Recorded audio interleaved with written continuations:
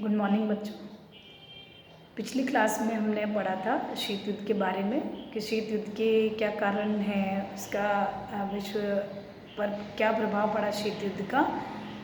तो जैसा कि हमने पढ़ा बच्चों कि द्वितीय विश्व युद्ध के बाद विश्व दो शक्ति गुटों में विभाजित हो गया। एक तरफ अमेरिका का गुट था, पश्चिम देशों का पूंजीवादी गुट थे, और दूसरी तरफ सोवियत संघ का गुट था जो साम्यवादी विचारधारा का प्रतिनिधित्व कर रहा था। तो इन दो विचारधाराओं में, दो महाशक्तियों में जो आपसी संघर्ष था, जो तनाव था, उसने विश्व में शीत युद्ध को जन्म दिया। और इस शीत युद्ध का जो प्रभाव था विश्व पर, वो क्या प्रभाव पड़ा, किस तरह विश्व राजनीति को, अंतर्राष्ट्रीय मुद्दों को, अंतर्राष्ट्रीय समस्याओं को, अंतर्राष्ट्रीय घटनाओं को शीत युद्ध ने प्रभावित किया और अंतर्राष्ट्रीय समस्याओं को उलझाए रखा। तो इस प्रकार इन दोनों गुटों ने, एक प्रकार से हम देखें कि शीत युद्ध जो इन दोनों महाशक्तियों में जो हुआ, उसमें एक प्रकार से ये वास्तविक युद्ध न होकर भी एक युद्ध का वातावरण था, एक ऐसा युद्ध का वातावरण था जिसमें कि दोनों महाशक्तियों में निरंतर आपसी संघर्ष, परमाणु हथियारों की एक अंतिम होड़ दोनों राष्ट्रों में चलती रही।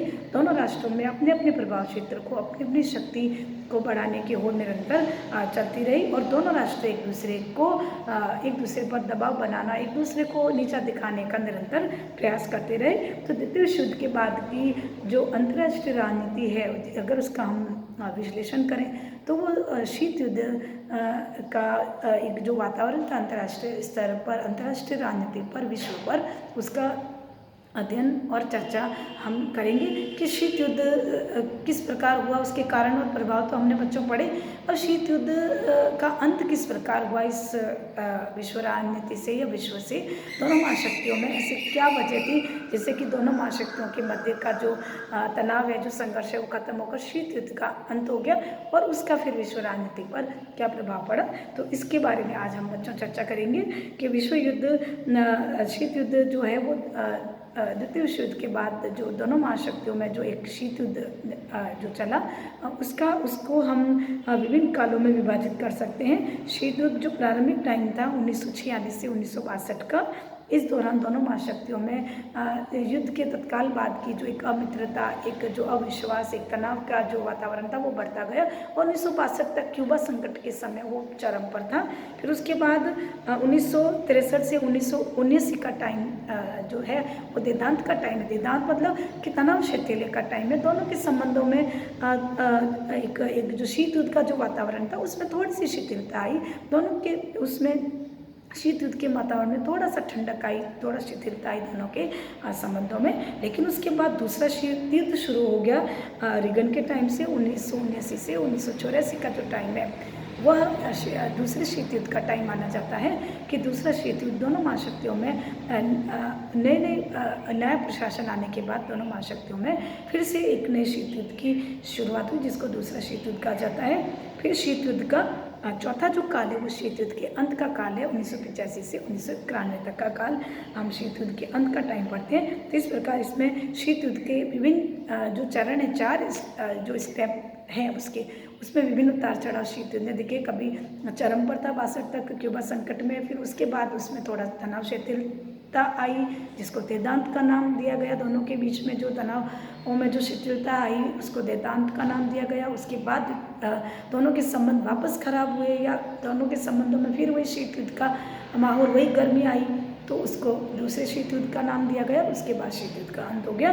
तो इस प्रकार महाशक्तियों के बीच में 1962 में जो क्यूबा का जो संकट था, जो एक प्रक्षेपास्त्र का, जो परमाणु हथियारों का जो संकट था, वो एक भयानक स्थिति थी, एक चरम स्थिति थी दोनों देशों के बीच में तनावपूर्ण संबंधों की। और उसके बाद संबंधों के तनाव में कमी आई, और उसके बाद दोनों देशों ने थोड़ा बहुत, उस भय के कारण दोनों में थोड़ा बहुत संबंधों में थोड़ा शांति आई, जिसको कि तनाव या देदान शिथिली कहा गया।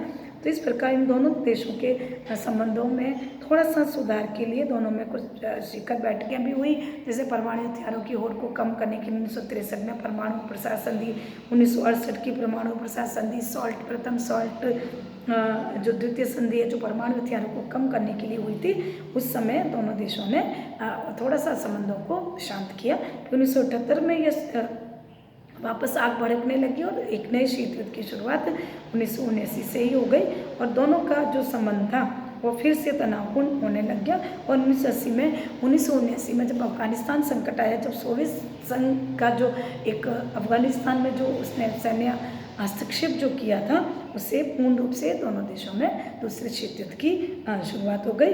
दोनों के संबंध जो सद्भावनापूर्ण हुए थे वो वापस शीत युद्ध में कन्वर्ट हो गए। तो इस प्रकार उस समय दोनों देशों के बीच में एक जो स्थिति थी तनाव की, वो वापस से हमें देखने को मिलती है। तो अफगानिस्तान संकट ने अंतर्राष्ट्रीय राजनीति में फिर से जो शीत युद्ध का जो एक वातावरण था उसको जन्म दिया। तो इस प्रकार हम देखें कि उस समय शीत युद्ध की विभिन्न जो घटनाएं थी उस समय चलती रही और उस समय शीत युद्ध जो है वो अपने चरम पर था 1985 तक। तो इसके बाद हम देखें कि दोनों महाशक्तियों के संबंध तनावपूर्ण रहे और दोनों में परमाणु हथियारों की होड़ भी चलती रही और दोनों एक दूसरे के ऊपर शक भी करते रहे। तो इस प्रकार हम देखें कि दोनों की स्थितियाँ इस प्रकार हुई। लेकिन अब हम देखें कि शीत युद्ध का दोनों में अंत भी हुआ। 1985 से 1991 की जो अवधि है वो दोनों देशों के बीच एक ऐतिहासिक अवधि मानी जाती है, जब दोनों देशों के बीच कुछ ऐसी घटनाएं हुई, ऐसे संधियां समझौते हुए जिससे कि शीत युद्ध का अंत हो गया। शीत युद्ध के काल में क्योंकि दोनों देशों के बीच में परमाणु हथियारों के उत्पादन की, परमाणु हथियारों को बढ़ाने की जो एक होड़ चली है, उससे दोनों देशों में कहीं न कहीं पर एक भय की स्थिति उत्पन्न हो गई कि अब कोई न कोई समझौता किया जाना चाहिए ताकि किसी भी प्रकार का विश्व में संकट नहीं हो। तो यहाँ पर दोनों देशों ने थोड़ा सा समझौता करते हुए उस समय चूँकि प्रशासन चेंज हो चुका था, मिखाइल गोर्बाचोव जैसा एक उदारवादी नेता सोवियत संघ में आ चुका था, तो उस समय मिखाइल गोर्बाचोव और रोनाल्ड रीगन के बीच में एक शिखर वार्ता हुई, शिखर बैठक हुई 1985 में। और इस प्रकार उस शिखर वार्ता का जो परिणाम है वो यह निकला कि दूसरे शीत युद्ध का जो टाइम जो एक तनावपूर्ण संबंध थे पिछले 5-6 वर्षों से, वो तनावपूर्ण जो संबंध थे वह एक प्रकार से शांत हुए, यानी कि एक प्रकार से तनाव का जो अंत है वो वहीं से शुरू हो गया उस शिखर वार्ता से। और इस प्रकार 1991 तक आते आते पूर्ण रूप से सोवियत संघ का जब विघटन हो गया तो उसमें शीत युद्ध का पूरी तरह से अंत हो गया। तो इस प्रकार शीत युद्ध को समाप्त करने की दिशा में उस समय 1985 से मिखाइल गोर्बाचोव के टाइम से दोनों देशों के बीच में कुछ समझौते, कुछ संधियाँ संपन्न हुई, जिससे कि शीत युद्ध का जो है विश्व राजनीति से अंत हो गया। तो उस समय जेनेवा वार्ता हुई दोनों में नवंबर 1985 में। जेनेवा वार्ता में दोनों महाशक्तियों के बीच में जो एक वार्ता हुई उसमें दोनों देशों ने एक शिखर वार्ता के बाद दोनों देशों ने कुछ निर्णय लिए ताकि विश्व राजनीति से शीत युद्ध के वातावरण को खत्म किया जा सके, कि दोनों देश परमाणु हथियार जो है वो परमाणु युद्ध कभी नहीं लड़ेंगे, दोनों देश अपने परमाणु हथियारों की होड़ को कम करेंगे और एक दूसरे के साथ वार्ता करेंगे। और रासायनिक हथियारों को कम करने के लिए भी दोनों देशों में समझौता हुआ। दोनों देश एक दूसरे के साथ सांस्कृतिक, आर्थिक और सामाजिक संबंध बढ़ाएंगे और दोनों देशों के नेता एक दूसरे की यात्रा करेंगे और अपने अपने वाणिज्य दूतावास भी एक दूसरे के देशों में खोलेंगे। इस प्रकार की वार्ता हुई। फिर रीगन और गोर्बाचोव के बीच में 1986 में भी एक वार्ता हुई। दोनों देशों ने एक जो है स्टार वार्स पर, जो रीगन का जो अड़े रहने स्टार वार्स जो के लिए जो रोनाल्ड रीगन ने एक अमेरिका को परमाणु हथियारों में सिरमौर बनाने के लिए स्टार वार्स जो है अंतरिक्ष में जाने की जो एक होड़ थी, वो वहाँ पर ये वार्ता थोड़ा सा विफल हो गई। लेकिन यहाँ पर दोनों देशों ने, गोर्बाचोव ने अपने सामरिक हथियारों को कम करने के लिए 50% कम करने के लिए और अपने प्रक्षेपास्त्रों को कम करने की योजना के रूप में एक उस समय वार्ता की और दोनों देशों में यह सहमति हुई कि स्टार वार्स जो है वह प्रोग्राम, अमेरिका का जो स्टार वार्स प्रोग्राम था उसमें सोवियत संघ पर जो सैनिक श्रेष्ठता प्राप्त करने का जो एक अमेरिका का प्रयास था, उसमें गोर्बाचोव को ये विश्वास था कि रीगन जो है उस पर समझौता करेंगे, जिस पर कि दोनों देशों में सहमति होनी चाहिए थी। लेकिन उस समय ऐसा नहीं हो पाया था। लेकिन फिर भी दोनों देशों में एक प्रकार से एक संधि हुई, जो आगे चलकर वो जो शिखर वार्ता आगे हुई वो हम कहेंगे INF संधि में, वो शिखर वार्ता का जो नतीजा है वो INF संधि के द्वारा के रूप में एक संपन्न हुआ। तो 8 और 10 दिसंबर को दोनों देशों में फिर शिखर वार्ता हुई, तीसरी शिखर वार्ता हुई और इस शिखर वार्ता का एक ऐतिहासिक नतीजा निकला कि 9 दिसंबर 1987 को दोनों देशों के बीच में एक परमाणु अप्रसार संधि हुई, जिसमें कि दोनों देशों ने अपने अपने प्रक्षेपास्त्रों को नष्ट करने के लिए समझौता और सहमति हुई कि दोनों देश, ये एक ऐतिहासिक समझौता था, ऐतिहासिक संधि थी, एक महत्वपूर्ण एक विकास था, जिसमें कि एक शीत युद्ध को समाप्त करने की दिशा में एक महत्वपूर्ण कदम था, विश्व शांति की दिशा में एक महत्वपूर्ण कदम था कि दोनों देशों ने एक समझौता किया जिसमें यह कहा गया कि महाशक्तियाँ जो है वो युद्ध को रोकने के लिए संकल्पबद्ध है, महाशक्तियाँ निःशस्त्रीकरण के लिए संकल्पबद्ध है और दोनों महाशक्तियाँ अपने अपने परमाणु हथियारों को, अपने अपने प्रक्षेपास्त्रों को कम करेगी और नष्ट करेगी। तो परमाणु निःशस्त्रीकरण की दिशा में दोनों महाशक्तियों में शीत युद्ध के बाद एक प्रथम ऐसी संधि थी जिसने कि विश्व में परमाणु हथियारों के संकट को कम करने के लिए एक समझौता हुआ। तो इस प्रकार ये जो संधि वार्ता थी वो दोनों देशों में एक महत्वपूर्ण एक हथियार सिद्ध हुई शीत युद्ध को कम करने के लिए। तो इस प्रकार फिर आगे विभिन्न शिखर वार्ताएं चलती रही जिसमें कि दोनों देशों ने अपने परमाणु हथियारों को कम करने की योजना बनाई।